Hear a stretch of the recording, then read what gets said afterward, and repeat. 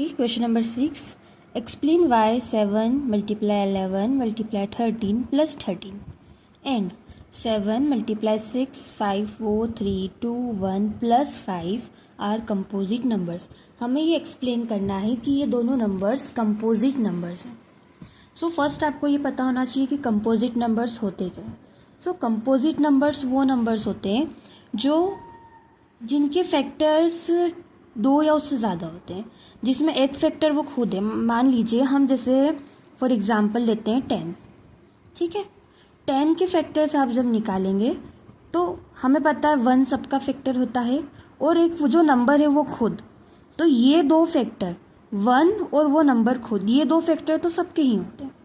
लेकिन अगर इसके अलावा भी कोई फैक्टर है, जैसे 10 के फैक्टर्स में 2 और 5 भी आता है, ओके, सो ये हो गया कंपोजिट नंबर्स. जब खाली 1 और वो नंबर खुद, जब ये फैक्टर होते हैं तो हम इन्हें बोलते हैं प्राइम नंबर. फॉर एग्जाम्पल 13, ठीक है, फॉर एग्जाम्पल 2, फॉर एग्जाम्पल 3, ये होते हैं प्राइम नंबर्स जिनका फैक्टर्स खाली 1 होता है या फिर वो नंबर खुद होता है. लेकिन जब फैक्टर्स कोई दूसरे नंबर्स भी होते हैं तो हम बोलते हैं उन्हें कंपोजिट नंबर्स. तो यही हमें शो करना है. अब आप ये कैसे शो करेंगे, तो सिंपल सी बात है, हमें इसमें फैक्टर्स बताने हैं. फैक्टर्स बताने के लिए हमें इसको पहले थोड़ा सा सॉल्व करना पड़ेगा. सॉल्व कैसे करेंगे, आप सबसे पहले इसमें जो कॉमन है वो निकालेंगे. देखो, अगर आप इसमें हमें नंबर कॉमन दिख रहा है 13. ठीक है, फर्स्ट हम इसको सॉल्व करते हैं. 7 इंटू 11 इंटू 13 प्लस 13. हमें यहाँ नंबर दिख रहा है 13 कॉमन है, हम 13 को बाहर निकाल लेते हैं और जो भी नंबर बचा वो ब्रैकेट में लिख लेंगे. 7 मल्टीप्लाई 11 मल्टीप्लाई, क्योंकि 13 बाहर आ चुका है तो इसकी जगह हम लिख देंगे 1, प्लस 13 बाहर जा चुका है, कॉमन ले लिया है तो हम इसकी जगह भी लिख देंगे 1. नाउ इसको हम सॉल्व कर लेंगे. 13 एज इट इज़ रहेगा. 7 मल्टीप्लाई 11, अब यहाँ आप 1 प्लस 1 पहले नहीं करिएगा, बच्चे ये कर देते हैं, गलत हो जाएगा. हमेशा ध्यान रखिए मैथ्स में always follow BODMAS rule. Bracket, उसके बाद of, then division, then multiply, then addition, then subtraction.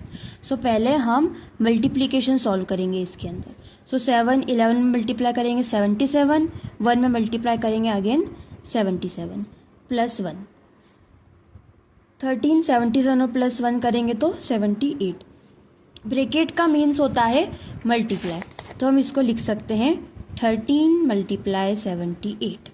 अब आप चाहे तो डायरेक्ट इसको ऐसा भी रेंज दे सकते हैं और चाहे तो आप इसको थोड़ा सा और फैक्टराइजेशन कर सकते हैं. वैसे ऑलरेडी यहाँ पे हमारे पास 2 आ चुके हैं फैक्टर्स, लेकिन 13 एक ऑलरेडी प्राइम नंबर है तो हम इसलिए हमें इसके फैक्टर्स 2 और निकालने पड़ेंगे. सो आप 78 के जब फैक्टर्स निकालेंगे, या तो आप ऐसे कर लीजिए 78 का एलसीएम लेके, पीछे 8 है तो 2 से हो जाएगा, ये 2 3 ज़ा 6, 2 9 ज़ा 18, 39 है, ये 3 से हो जाएगा डायरेक्ट, 3 1 ज़ा 3, 3 3 ज़ा 9, और 13 किसी से नहीं होता है, डायरेक्ट हो जाएगा. तो यहाँ आ जाएगा 2 इंटू 3 इंटू 13. ठीक है, तो इसके फैक्टर्स क्या क्या आ रहे हैं, 13 आ रहा है, 2 आ रहा है और 3 भी आ रहे हैं. ये सारे इसके फैक्टर्स आ रहे हैं, इसलिए हम बोल सकते हैं 13 2 3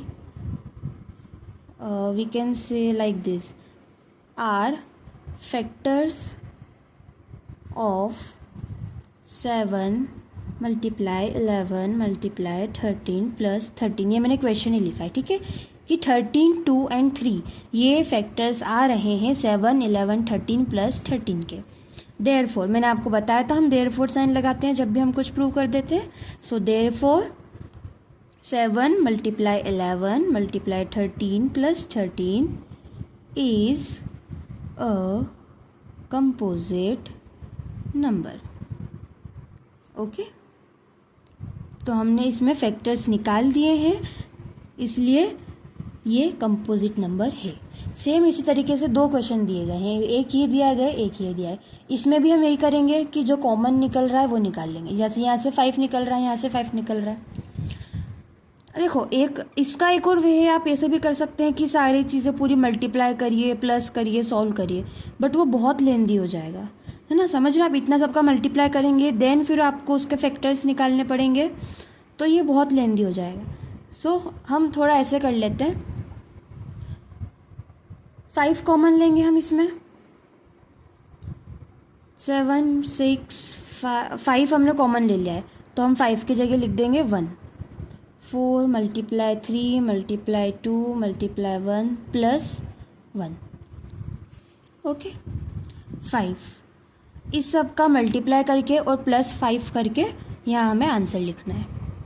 जब हम इस सब का मल्टीप्लाई करेंगे तो हमारा आंसर आ जाएगा 1008 प्लस, सॉरी बाय मिस्टेक यहाँ मैंने 5 लिख दिया है, 5 हम ऑलरेडी कॉमन निकाल चुके हैं, तो यहाँ पे 1 आएगा।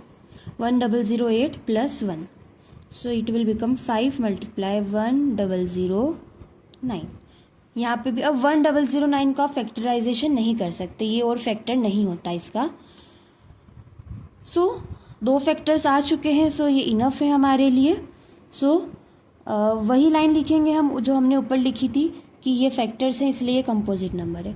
लिख देते हैं हम 5 and 1009 are factors of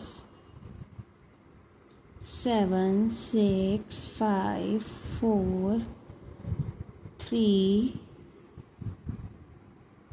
2 1। बार बार लिखना लेंदी लग रहा होगा ना, बट लिखना पड़ेगा आपको, अगर हम कुछ भी रिजल्ट प्रूव कर रहे हैं तो लिखना पड़ता है, ठीक है। जो हमने ये पूरी ऊपर डिजिट दे रखी थी वो लिख दी है कि 5 and 1009 हमारे ये फैक्टर्स आए हैं, देयरफॉर थोड़ा सा शॉर्ट में चलेगा, देयरफॉर इट इज़ अ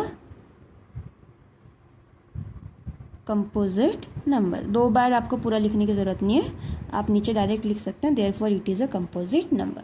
सो हमारा क्वेश्चन नंबर 6 यहाँ पे फिनिश हो गया है। Thank you.